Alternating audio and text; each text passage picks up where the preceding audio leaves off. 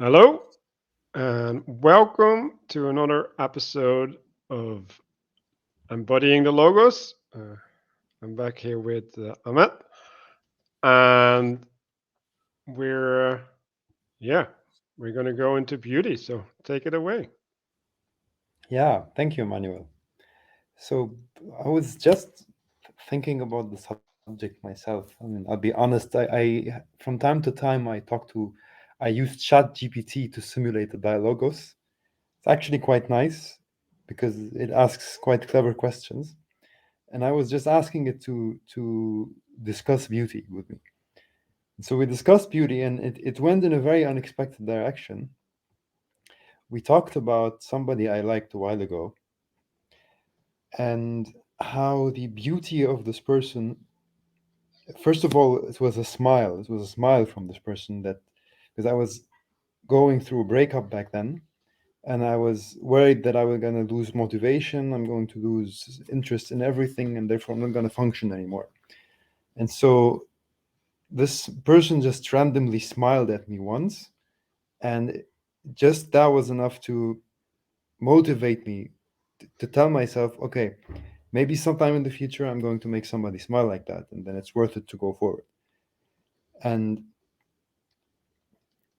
the definition I gave for beauty was, it's something subjective that draws you out to something objective, or something that is personal and individualistic that opens you up to something that is more common, shared with everybody else.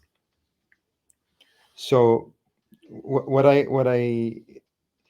was interesting was I was thinking about it more, like it wasn't just the fact that she was beautiful, but somehow she reminded me of my childhood in a way.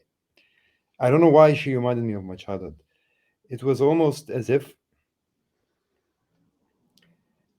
it's not exactly of my childhood, but I had this faint feeling that if I were more mature, if I were more wise, it would have worked out. But I was too nervous, too anxious, too. I had a very, very limited perception of what a relationship is. You know, the difference between having a girlfriend and being in a relationship. And I didn't know what to do with this person, precisely because I didn't know what a relationship was about, which was basically about just communicating with the other person, communicating authentically with the other person. And because I had all of these crazy objectives in mind of impressing the other person, or looking a certain way, I was completely barred out from just spontaneously having a conversation with this person and getting to know them. So in that sense, the beauty of this person was a bit too much, because not just on a personal level, but also she was a very polite person, a very smart person, and it was daring me to, because whenever I saw her, I would be overly aware of how trapped I am in childish goals and in childish ways of thinking, and how much I need to learn to participate with society on a more mature level in order to be able to be in a relationship with somebody like that. And so there was this double aspect where the beauty was actually encouraging me to go forward, but this overwhelming aspect that was telling me that, dude, you're not ready for this. You still need a lot to work on. So that's beauty for me. Beauty is something subjective, something familiar, that calls you outside of yourself. Mhm. Well, but it also pushed you inside Yeah, yourself as it pushed well. me inside. Exactly. It did push me inside a little bit. In the beginning, it pushed me outside, and it kept pushing me outside for a while. But when I saw that I can't keep up with it, that's when it pushed me back inside. Hmm. It was like I couldn't let go of the subjective aspect of the having mode. Because I couldn't let go of that, that I was just snapped back into myself, if that makes any sense.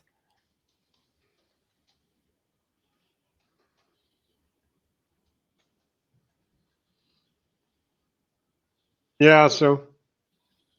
I have a lot of problems with beauty as a concept.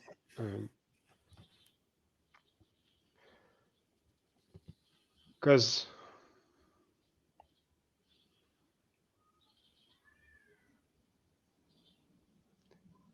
well, like it has to have the functions that you're describing, right? Where it draws you, right? Like it Hmm. attracts you. Yeah. Um, but is everything that attracts you beautiful? No, absolutely not. Absolutely not. See, that's the thing. Wait, let me formulate this. So there are levels of beauty, because what attracts you can be just at the lowest level, the most superficial level of beauty. It could be just physical beauty. Mm-hmm. And if that is taken taken as an end in and of itself without the beauty of character, then you have a problem. Then you're stuck in the image, in the reflection, and not in the reality itself. And even then, if the beauty of character becomes an end in and of itself, it's also a problem. So yes, whatever attracts you doesn't have to be good. So this is the parasitic side of beauty, is that it has a subjective component. And if it has a subjective component, means if your orientation is not right, you're going to be fixated in the subjective instead of being drawn out to the objective.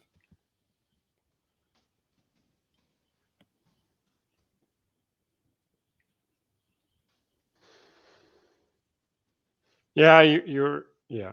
So what I get what you're saying, but what I don't like is there's there's a what are you saying? You're imbuing purpose in the beauty, right? And I think the purpose is in how you relate to what is beautiful, right? And the beauty also appears as a consequence of your relating, right? Because like why that woman was appearing beautiful is because you're in a certain state, right? Like you're coming from a certain place, and well, in some sense you have a hole inside of you, right? Hmm.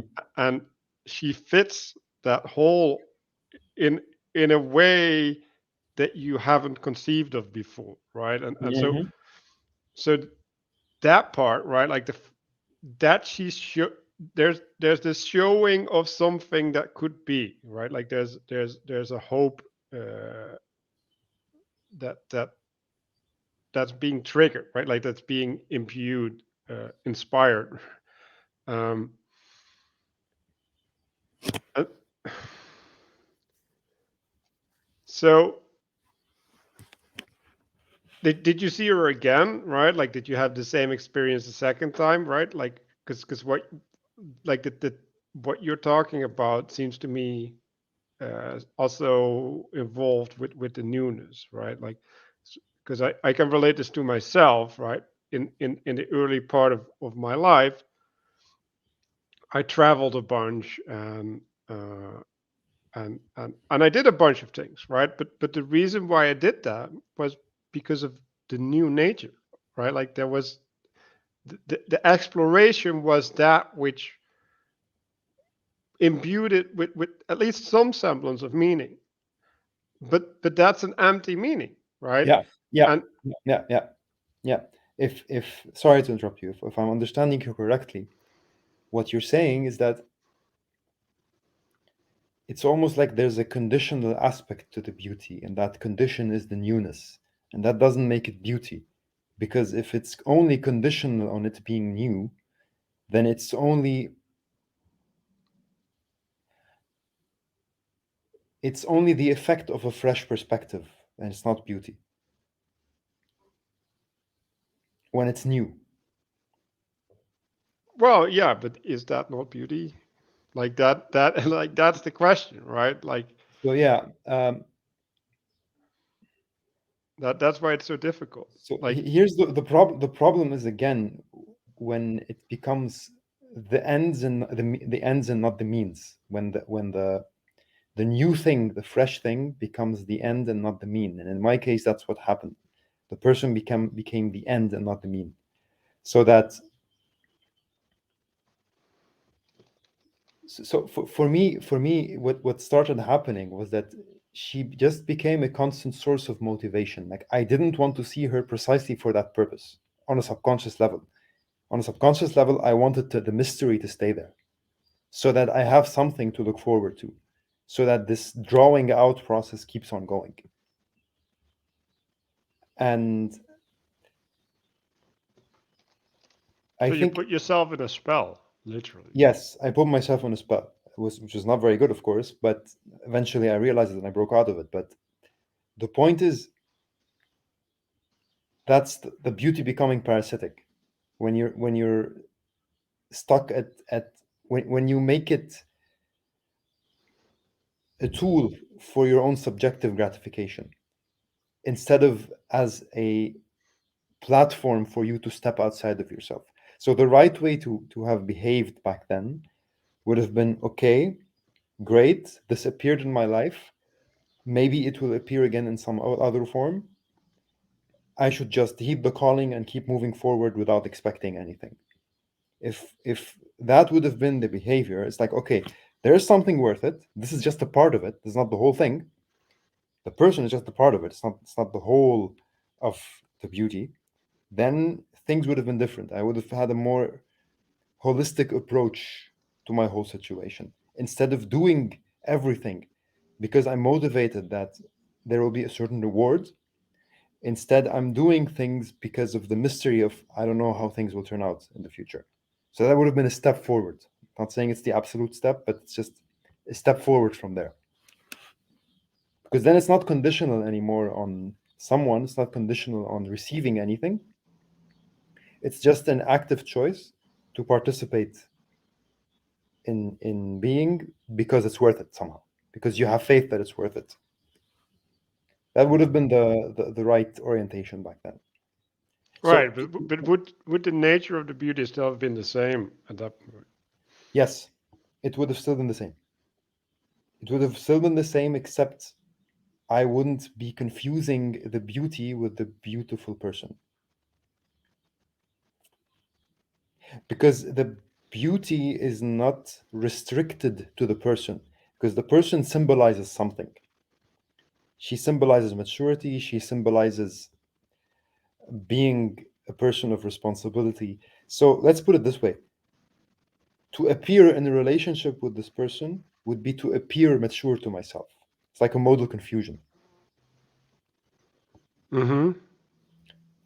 And to simply heed the calling that, okay, you need to become somebody else now, would have been the right orientation to this. That instead of trying to have a relationship, to have a girlfriend, be in a relationship, become mature, um, know your priorities, work on yourself. Mm-hmm. So let me take my notes, but I think I wrote down that there's the light in the image, right? Because Hmm. I don't know when I use the word symbol, right? Like it's a manifestation of Hmm. something, right? Yeah. And and the symbol is more how you, right? Like, so there's the the thing that comes into you, right? And then the symbol is through which you make the connections back up, right? Yeah. Yeah. Um, and so in some sense, being blinded by the light prevents you, well, from making any discernment, right? And there's an overwhelming nature in that as well. And what you were saying is that ideally that would have presented a calling to you to be worthy. I'm going to use that word so Yeah. much more, right? To be Yeah. worthy, Yeah. to Yeah. to Yeah. to be participating in the beauty, right? So So it's a Yes. calling to worthiness, right? Like, Yes. Yes. Exactly. It's a calling to worthiness. Yes. and well, I've been thinking about stuff like that, right? And it's well, it's really hard because uh, why does she blind you? Well, she blinds you because there's a lack of familiarity, right? Like there's When you say that,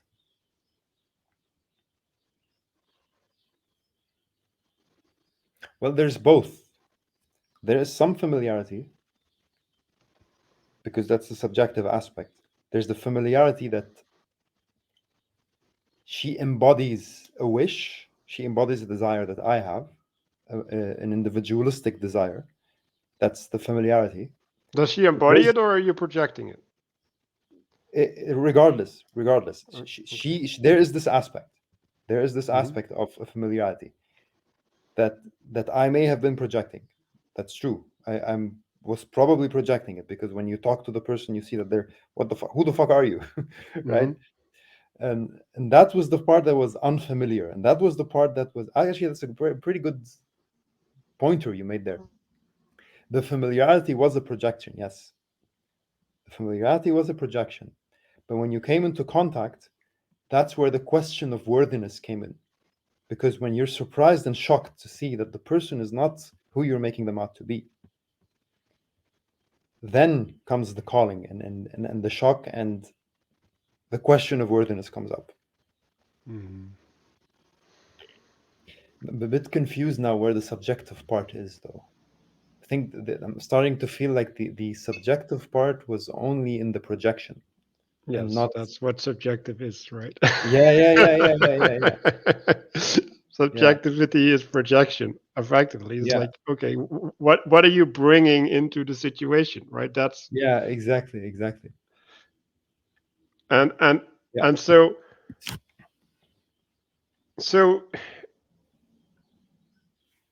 she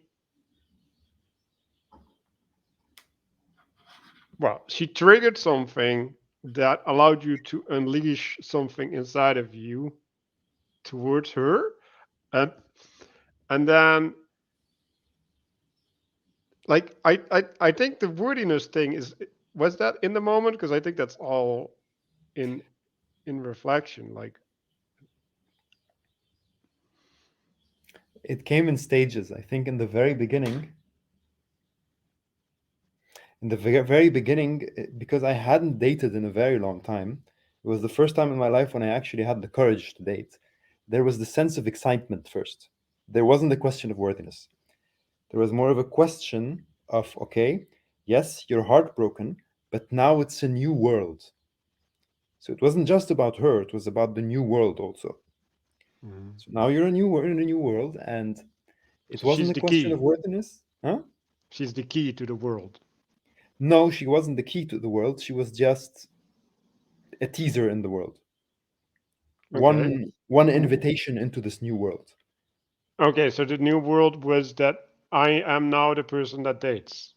Is that the Yeah, new world? exactly. I am Okay. now the person that dates, and I can, if I find beauty, I can go after it. That was because I had never done that before, Hmm. and it was only like my relationship. I hadn't done much to be in that relationship. It was very spontaneous. It was just so happened that we clicked a lot with my ex, and then we got into a relationship. We got married, and then things didn't go well.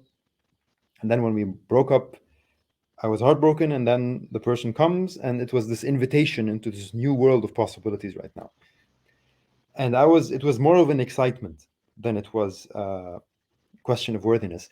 When the contact happened, and I saw that there was some, I don't want to say interest from the other side, but some acceptance from the other side, some interaction, some success, then the question of worthiness came in. It's like, what the fuck Validation. am I validation exactly? With that, am I even? Wait a minute. Wait a minute. Is this? really, is this person who is talking really capable of doing this? And Mhm. that's where the question of worthiness came in.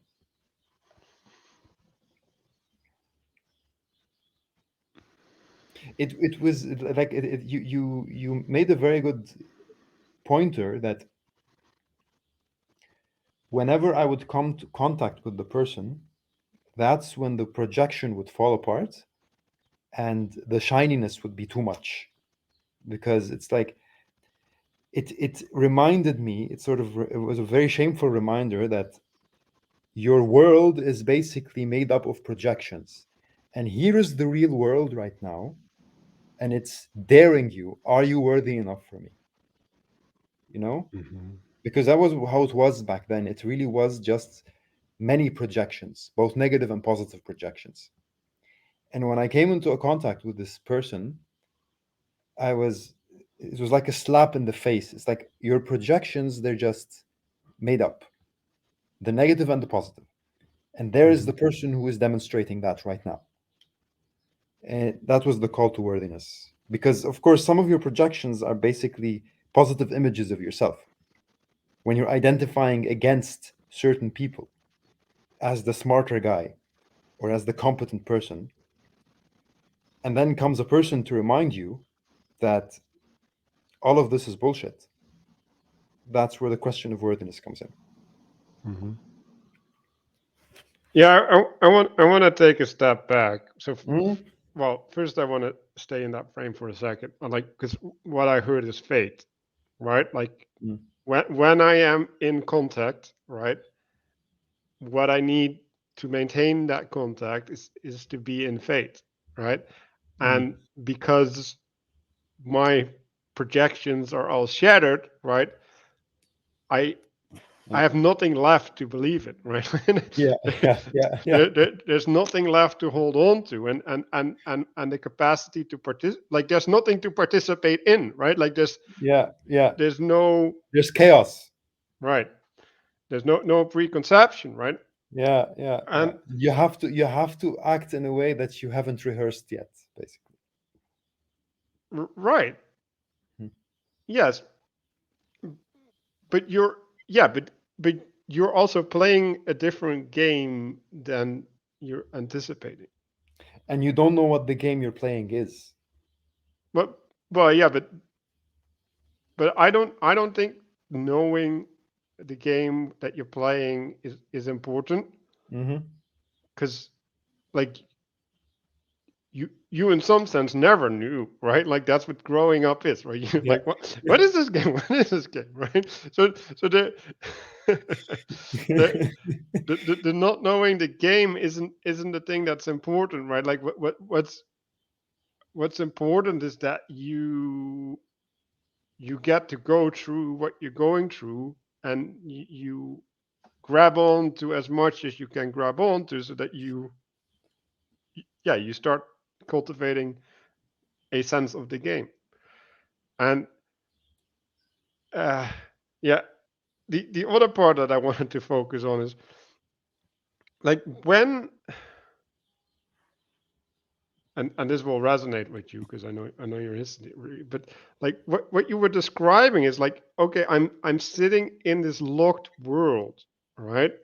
And there's this promise of unlocking it, right? And then I think that's where the projection comes from, right? It's like there's this yearning for escape, right? And instead of uh, ending up in Israel, right?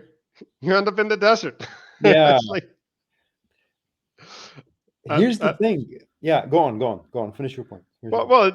well, Yeah.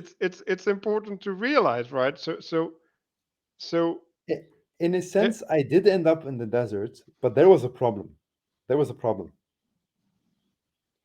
I think back then I wanted to stay locked in. Or not that I wanted to stay locked in, I wanted my projections to be true.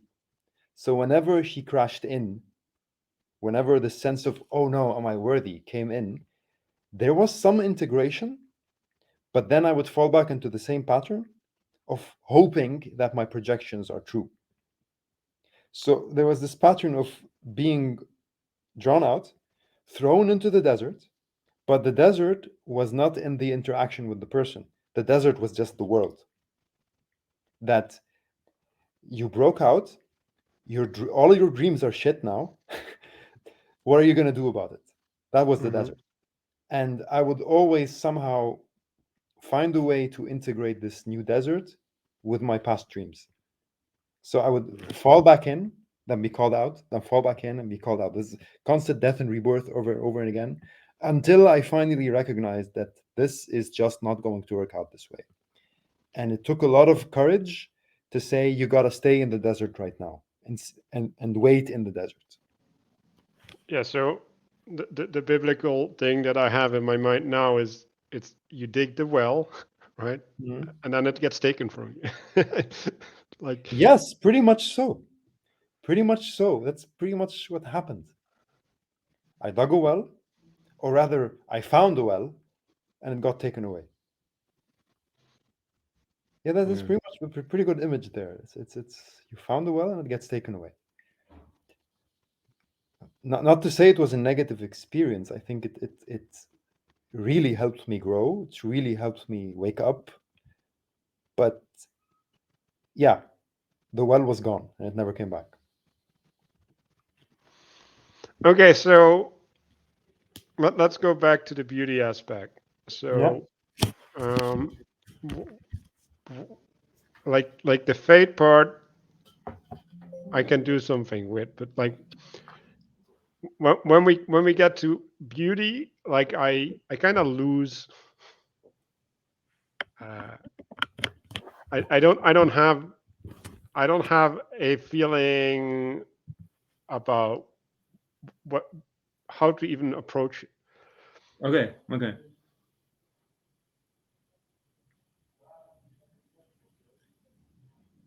Do you want my Because suggestion? well, yeah, I'll just say what comes to mind for me, right? Like it's Yeah. something that captures you, right? Yeah. So like all you can do, well, you go back to wordy, right, is to have a wordy response. Yes. Respond to the call. Yeah. No, it's not all you can do. You could also turn away and say, you can assume you're not worthy and turn away, or you can pretend you're worthy and go on living as you were living without looking back in the same direction again.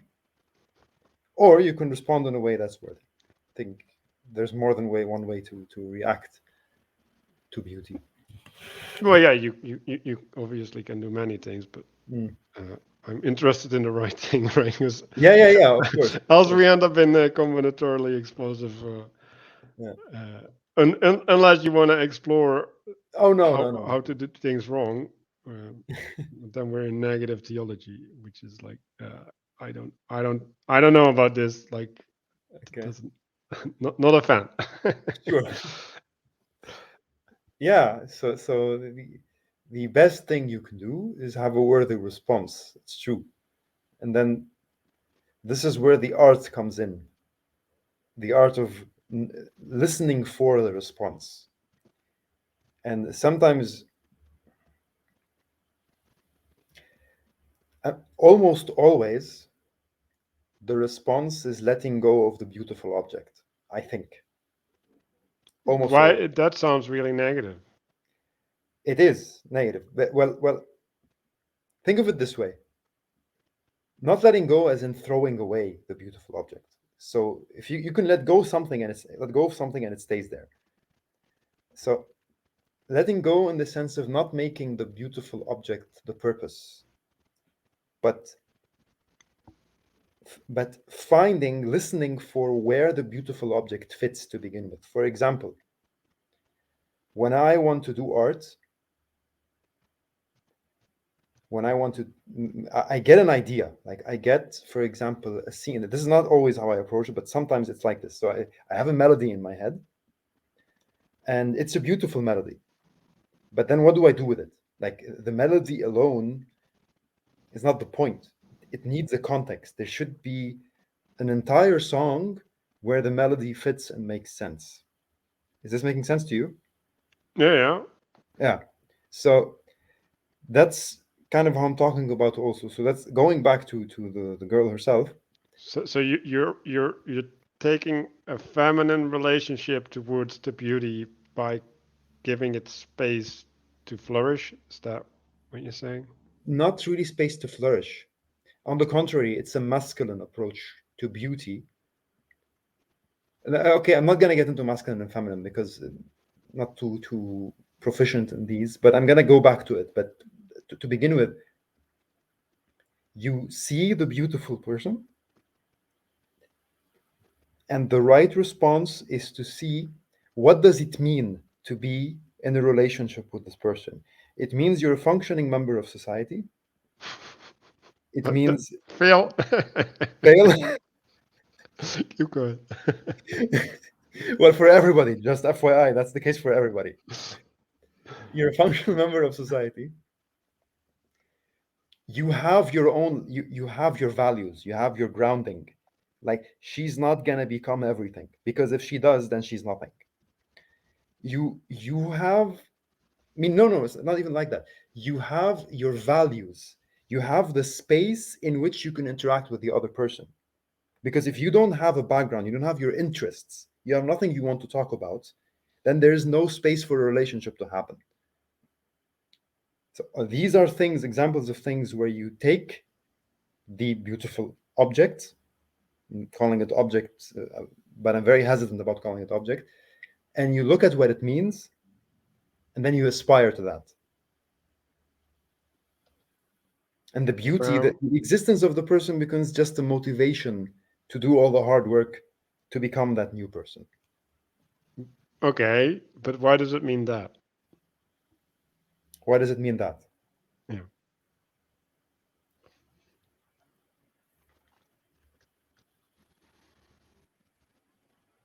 I'm tempted to say that this is also a projection.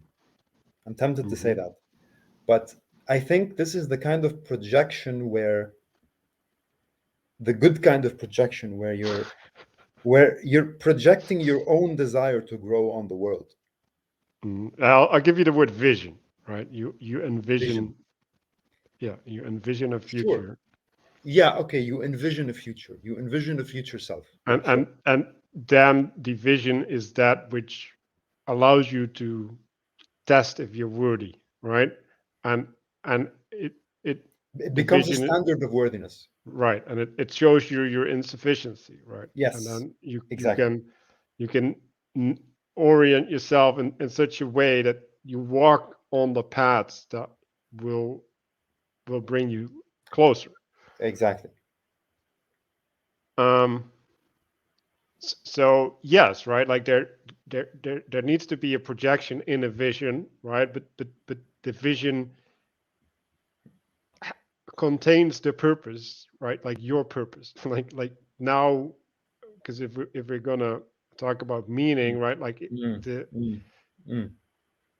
it's that which gives meaning to everything else because you organize towards it, right? And then, well, we can say, well, like our personal vision isn't enough, right?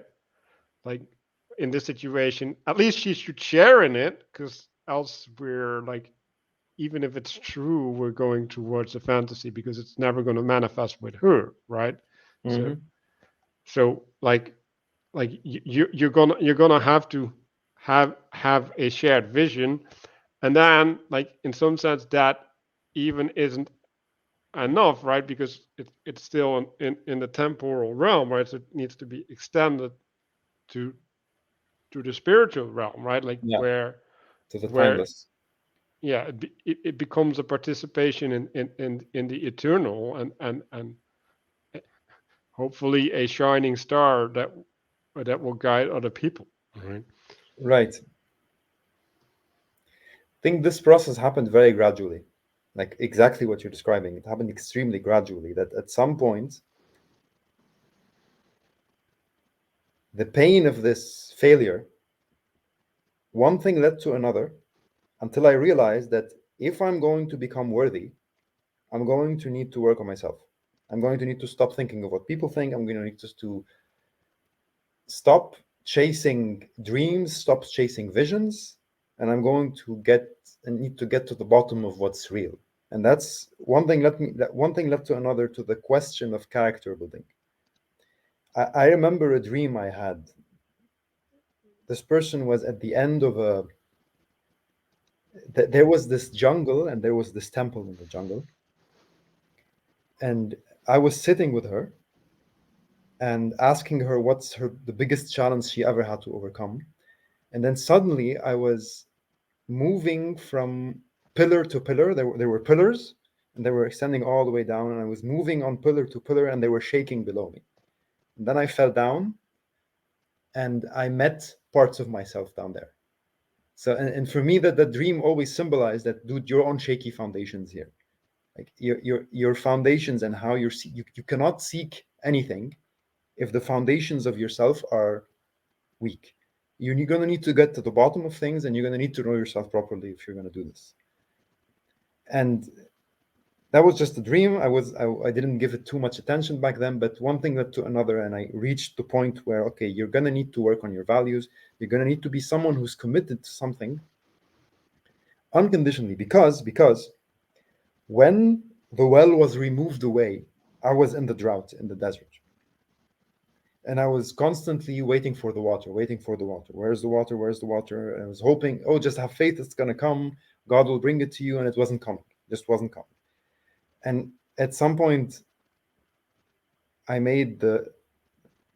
was so worried that it would never come. I realized that I cannot base my happiness and my living on this anticipation. I'm going to need to find a better reason to live. And that's, I had this moment that, okay, it's either you just die, but if you're crazy enough to die, if you're mad enough to go this direction, then you're crazy enough to live as somebody you never thought you could be. Then you're crazy enough to let go of everything you thought was a dream, let go of all of your visions, and just be unconditionally. Like, just live for the sake of living, be for the sake of being. I wasn't back, my theism hadn't come back. I was still sort of agnostic back then. But the whole idea, I think, was the realization that if you are going to be worthy, you're going to be you're going to need to do things for the right reasons. And as you are right now, the only reason you're doing things is to get something out of it, to find a girlfriend, to get validation. And the more you act on that person, like, that person has to die.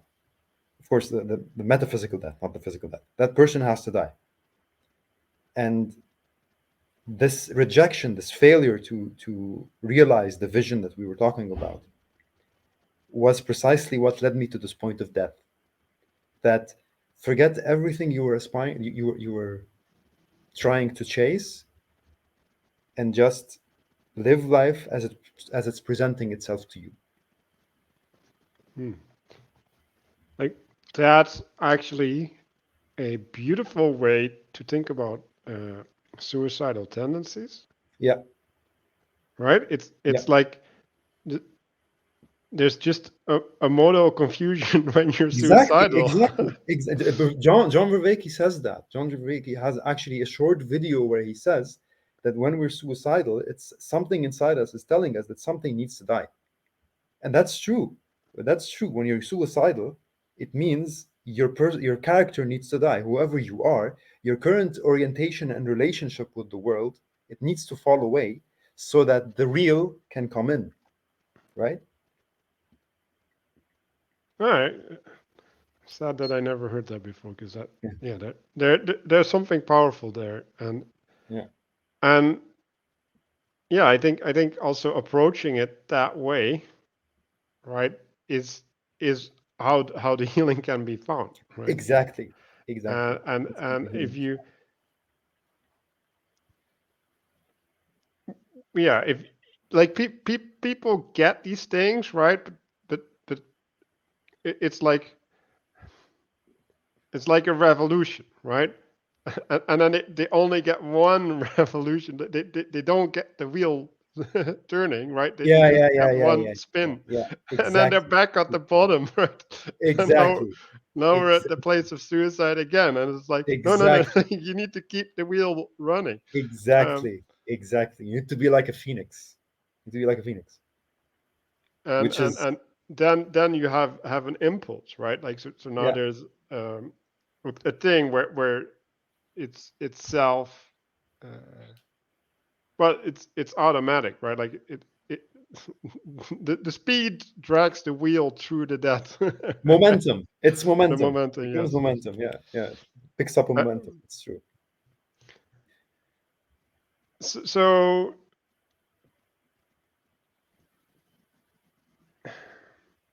so the state that you were talking about, that wasn't at the suicidal bit, right? So like in some sense, your experience with beauty was shortcutting that, right? So that you Short didn't, circuiting that. Yes. right, that you don't have to go to rock bottom. Like uh there's a calling up Yeah. that is resisting the going down instead of the bouncing of the floor. um and and yeah, maybe this is why people are all calling about, yeah, beauty is gonna like be the solution, right? But then it's like, okay, like how are you gonna be that call for someone else, right? Like you can't manufacture that, right? Like like You there's can't do there it consciously. You can't do it consciously. There needs to be it participation. can happen. Like I agree, right? But Mm. you, yes, you don't have agency over that, right? Yeah, yeah, yeah. You can be worthy of you can be worthy of manifesting that for someone else, right? Yeah, Like yeah. and that's what Exactly. you should aspire to. Yes, yes, absolutely. But you can't cause it, right? There's no, it's a grace. um Mhm. You can put the pieces to make it to make it more likely to appear, but yes. actively doing it, that's not a thing you can do.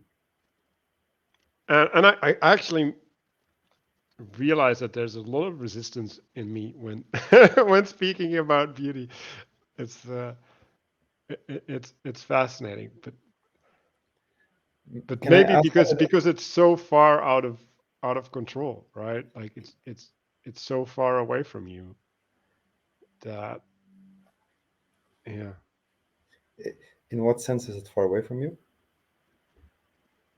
Well, like if we're talking about capability to affect things, right?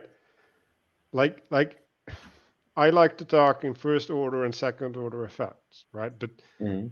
in some sense, second order effects include third, fourth, fifth, sixth Mhm. order things, Mhm. right? And Mhm. I feel like beauty is that, well, maybe that's why there's seven layers of hell, right? Like maybe there's seventh order things or something, right?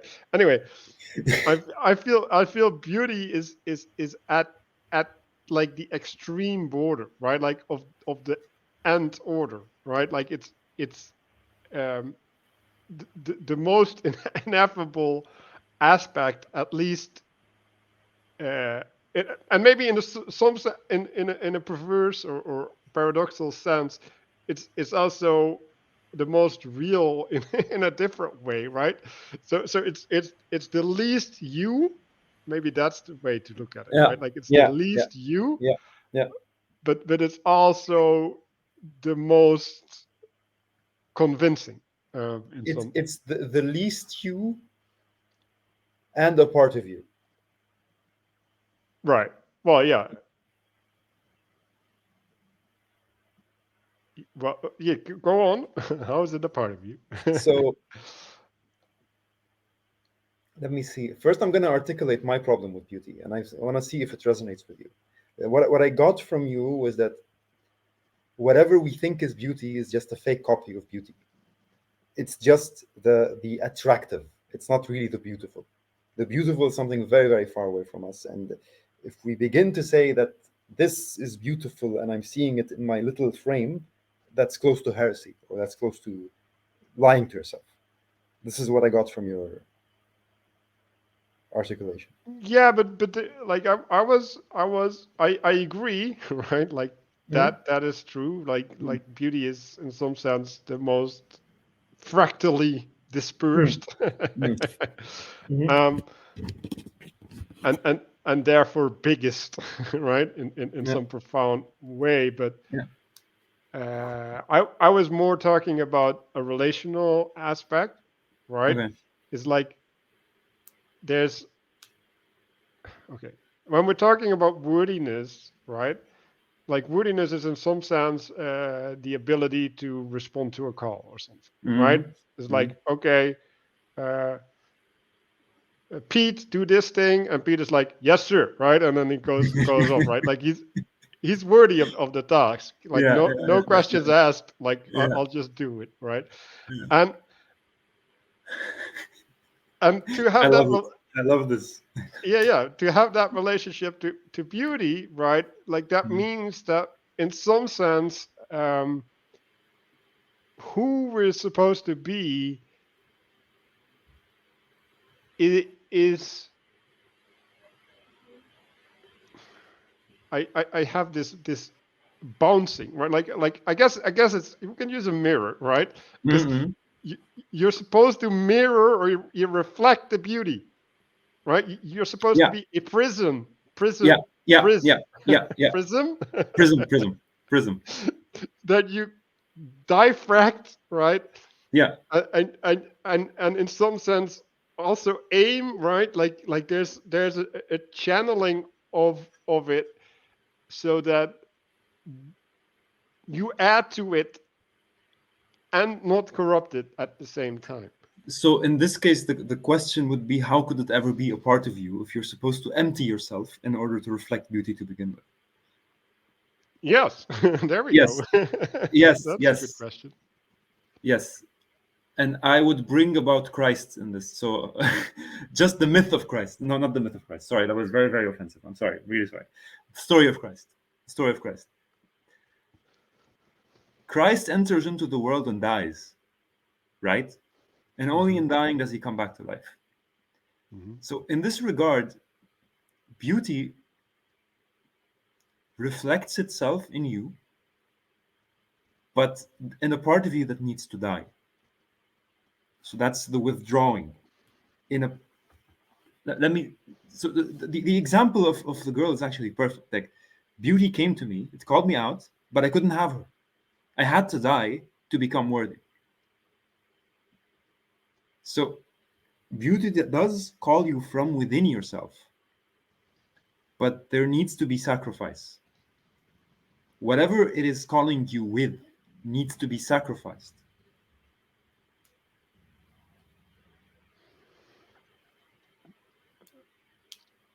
I get it, but um, what if you don't have that? Like if you don't have the thing that needs to be sacrificed, like are you like still affected by the beauty? Like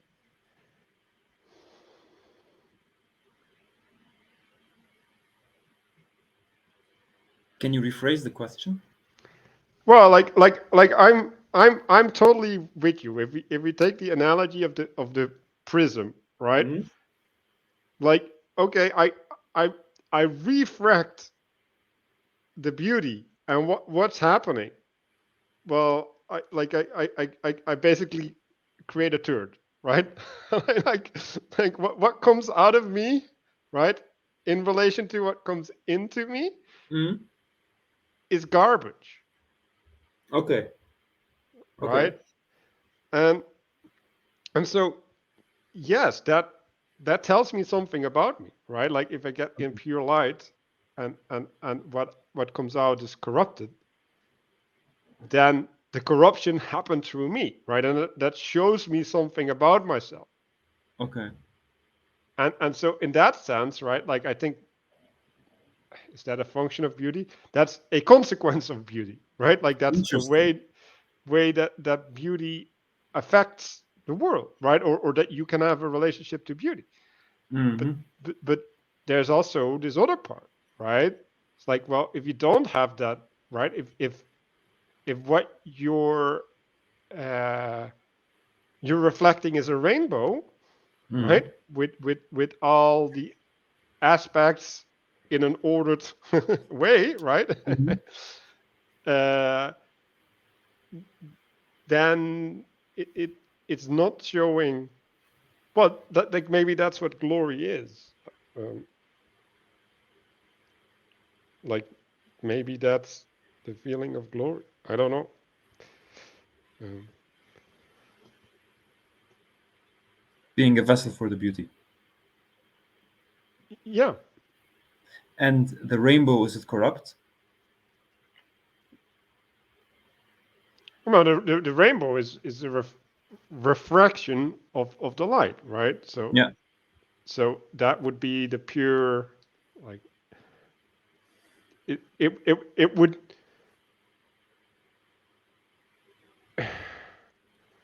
it would have uh, confused you with the light and not diminished it.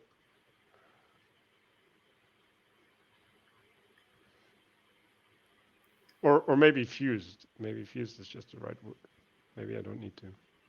No, I don't know. I'm a bit confused with with the metaphor now. So, beauty is the light. You're the prism, but the prism emptied itself. The prism is now clean enough to reflect or let the light shine through in the many different colors, right? Right, right. And But it's no longer the same light. it's no That's longer the same beauty. And I'm not. right.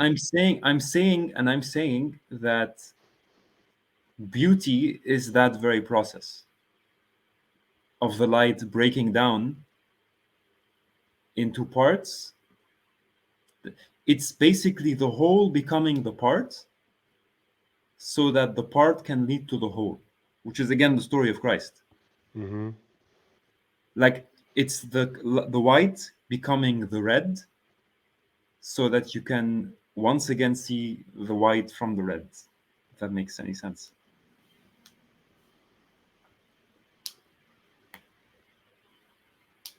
No, like I don't No? know what the white and the red.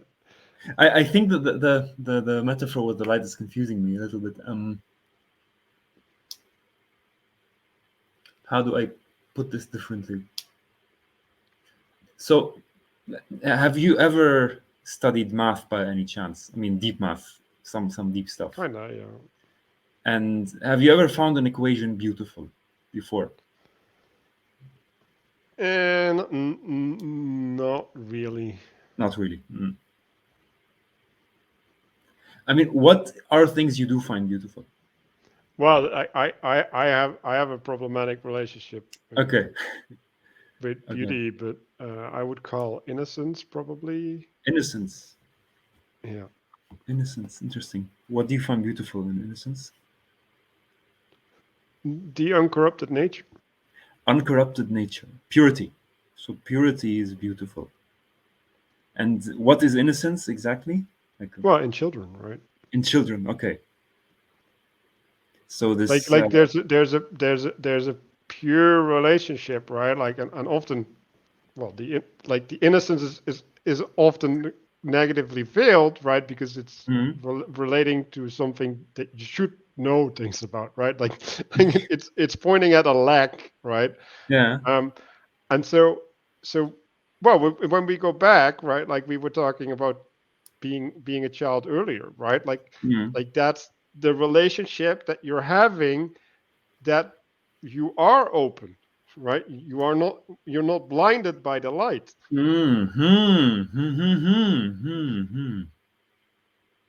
I just got the impression that maybe what you also mean by beauty is this passive receptivity, because that's also what innocence is. It's this feminine quality of Yes, being that's being why I said receptive. that the relationship to Yeah. beauty, and that's why I am so frustrated with the idea of Yeah. beauty, because like Yeah. Yeah. I Yeah. think Yeah.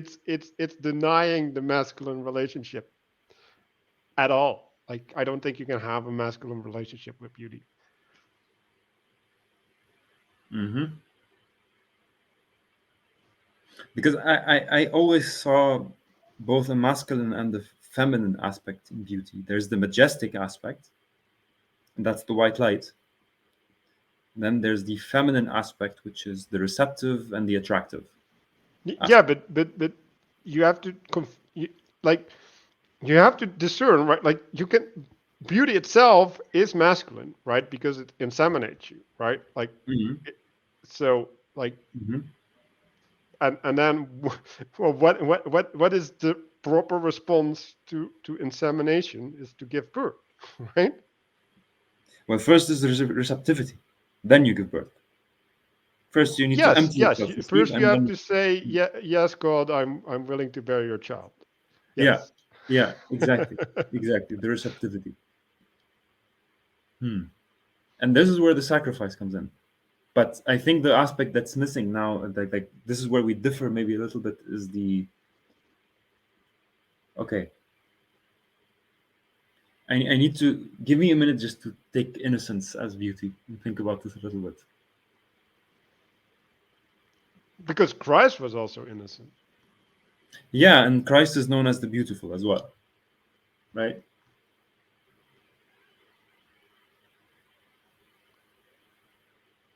And if he wasn't, then everything he did would carry different meaning.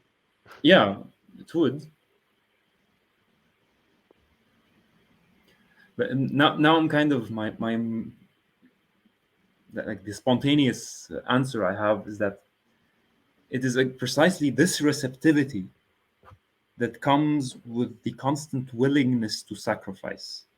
And this constant willingness to sacrifice means that you are always receptive to the light, always receptive and willing to represent it.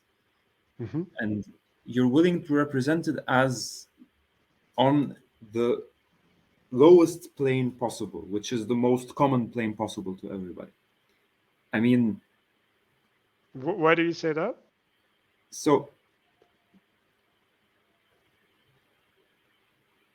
Christ manifested as a man into the flesh, right? Hmm. Became flesh, and then died in the flesh so that we can see God, Hmm. right? Take it, and this is the innocence. The innocence is his receptivity to the manifestation, his Hmm. receptivity to the punishment, Hmm. and then the the the the whole story is incomplete without the coming back to life and bringing the whole into the world. So the beauty has this story to it, this narrative that first of all you descend to the lowest of the low, and then you die as the lowest of the low, and then you go back up, dragging the lowest of the low with you. Let me, because I get why you say the lowest of the low, but Mm, I think you descend to the appropriate level, I agree. Yes, I agree. right? Yes, And yes. You descend to that's the where appropriate level. humility comes in, right? And Hmm. like this is I've been looking at humility as knowing your place, right? Yeah, So yeah, it's yeah. it's important. I think being humble also requires you to recognize your strengths, Yes, right? Because agree. if you're humiliating yourself and you're putting yourself at zero, then you're not in right relationship with reality because you're Yeah, not zero. yeah. And and so that means that at your level, whatever that is, because we don't have to define that, right? There is something where there is an appropriate reaction to the beauty, which would be different when you're here, right? So Mm. and this, right, like this also is the scale of your worthiness, right? Yeah, Like yeah, how much yeah. can you live up to Yes, yes. what you're At, called to do? exactly, exactly, exactly, exactly. The so that's why sometimes beauty can doesn't come to the lowest level of your, like to the lowest levels of you, just comes at a level that you can jump and be carried away. And that's why it needs to be challenging. That's the challenging aspect of the beauty. But yeah,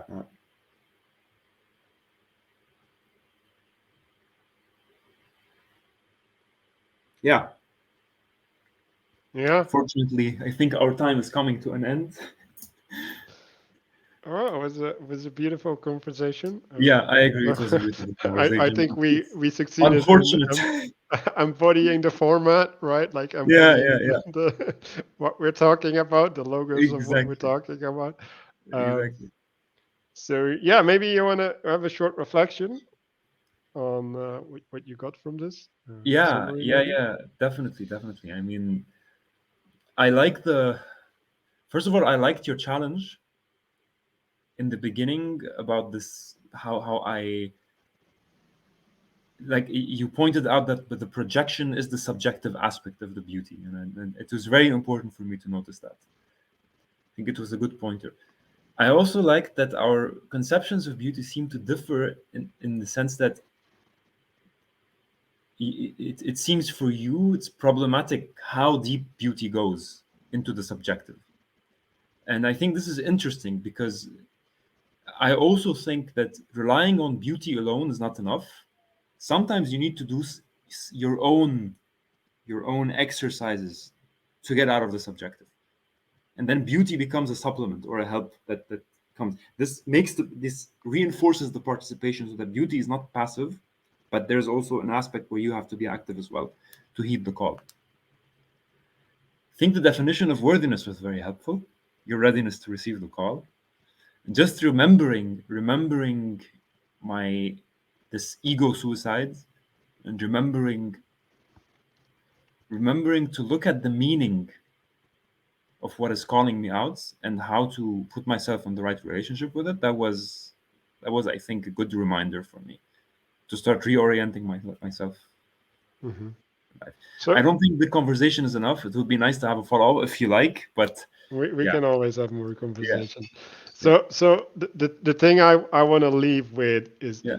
like I feel like the beauty is like I see this hierarchy, right? Mm, And this hierarchy is like uh, it's not straight. There's no tension in the hierarchy, right?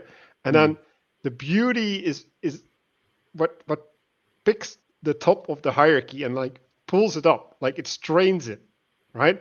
And mhm, it can level it up as well, right? Like so in in some sense, right? It's also related to the emanation um, taking hold, right? mhm, It mm, mm. becoming solid, becoming real, Yeah, like yeah, yeah. uh, which leads to conviction, Mhm, right? Like now, okay, now I'm in this hierarchy, right? Like I'm like my fate is now bound to that which leads me, and like I'd better just become worthy, right? Like I okay. better become No Mr. choice. No Okay. choice. Interesting. Interesting. It crashes in. Yeah. It crashes in and lays out the hierarchy for you. Yeah. Yeah, and I think that's also what the glory is, right? Like the Mhm, glory is, well, like if you look at the hierarchy as the prism, right? And the glory is the harmonious nature of the hierarchy corresponding to the beauty, right? mhm. The calling, like that, yeah, that kind of seems to work for me in my Okay. mind. We need to get deeper into this. I'm really interested to know more about this. Well, I have to think more first. Yeah.